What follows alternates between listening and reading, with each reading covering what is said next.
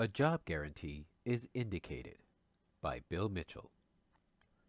Jared Diamond, who is currently a professor of geography at UCLA and was earlier professor of physiology at the UCLA's School of Medicine, therein revealing his breadth, has recently published his latest book, Collapse: How Societies Choose to Fail or Survive, published by Viking Adult December 2004. His book examines many different communities and nations, from Montana to the demise of Greenland, and he also focuses on Australia's mining and agricultural industries. He examines the tension in Australia between our land and water resources and their capacity to support our rapacious agricultural practices, mostly based on producing for meat diets. It has been known for years that with excessive land clearing and chemical-aided agriculture, that salination and erosion would render increasing tracts of the land unusable. Diamond challenges the legend that the agricultural lands are still the clue to our economic well-being.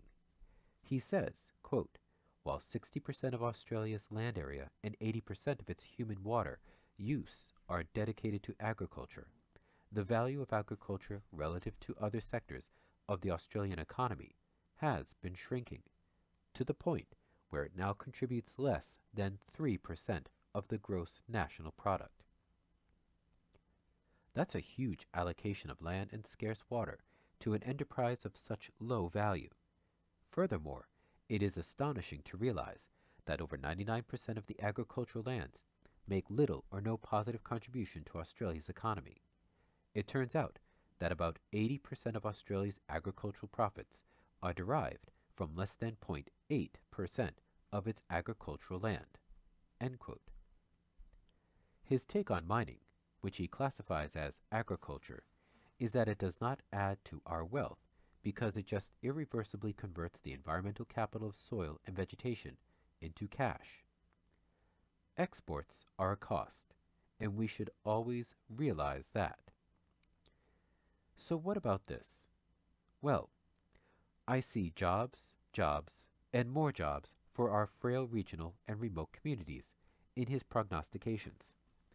The problem of environmental decline can be addressed by creating a new industry, environmental repair. And instead of providing public subsidies to agricultural and mining to wreck the place for such little return, we need to encourage permaculture farming with labor-intensive production and create vast numbers of jobs as natural environment rangers under a job guarantee. That is the most pressing need in our rural communities. Jobs for the young to keep them in the regions and to keep the services, banks, shops, etc., there viable. The basis of revitalizing our declining and in some cases morbid and regional towns is to guarantee an employment base. Introducing a job guarantee would solve the problem of unemployment hotspots, regional clusters of entrenched unemployment, and provide these communities with an alternative employment base which might persuade them to stop ruining the land we temporarily stand on.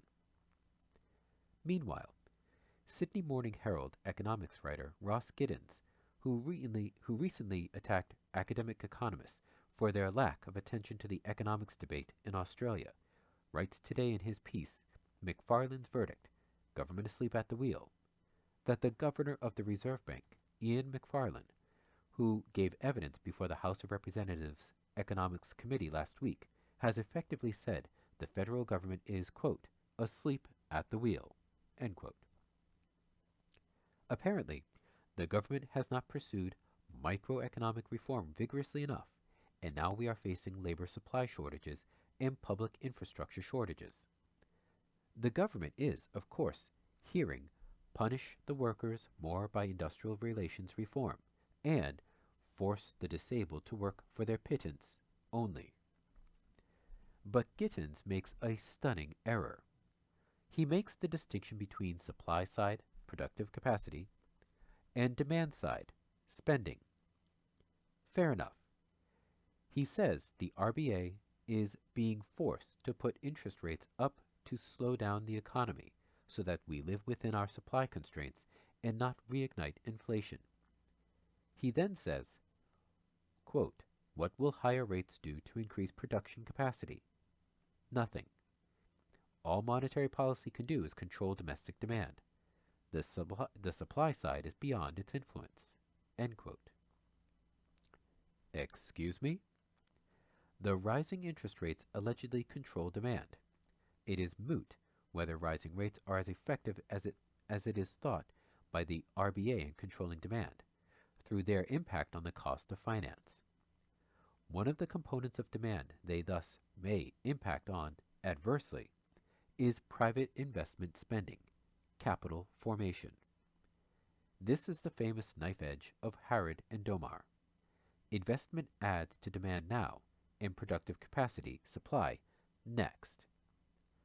The RBA clearly can influence aggregate supply if it can influence aggregate demand. One of the dangers of using interest rates as your main counter-stabilization tool is that it may result in hysteretic effects, where you not only slow the growth of GDP, but also the potential GDP growth path by reducing capital formation. Moreover, one of the glaring deficiencies in Australia over the last decade or more is the ongoing deterioration in provision of public infrastructure, roads, ports, bridges, hospitals, schools. Why have we allowed our public wealth, upon which the private sector levers its own infrastructure, to decline so badly? Simple answer: we have myopically pursued budget surpluses at both federal and state levels. That requires urgent action. There is an outcry in Queensland at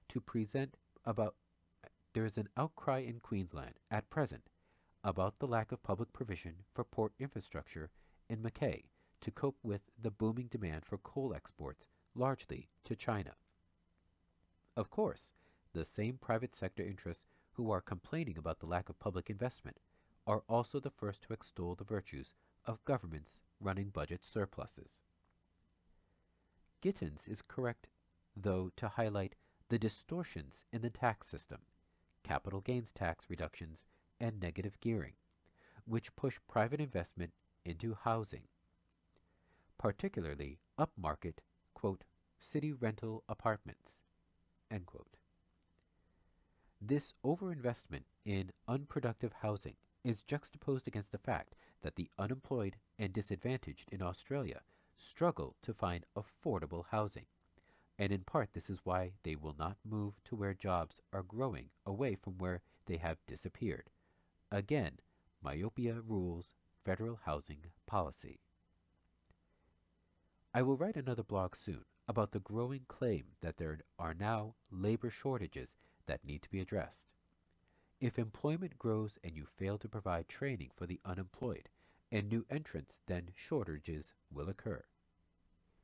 But in the past, public sector employment gave our young workers the training ground via apprenticeships, which also provided vast benefits to the private sector.